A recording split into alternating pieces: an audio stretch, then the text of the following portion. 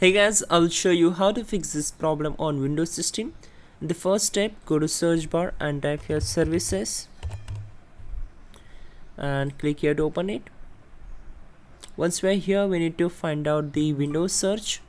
So just scroll down. You can also press W key from your keyboard to get the Windows search service quickly. So here it is. Simply right click on it, select properties, and we need to set startup type as disable. Just expand this. If you selected automatic, then select disable and then click on stop button. So the service letter should be stopped. Then click on apply and then OK. Now close this window. Now open File Explorer. Once we're here, we need to find out this PC. So just scroll down, select it. Now on this window, we need to just right click on the C drive, open its properties, go to Tools tab, and from error checking, click on check and click on scan drive.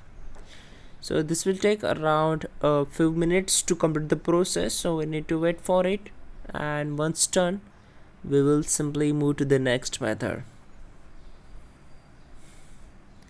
Your drive was successfully scanned.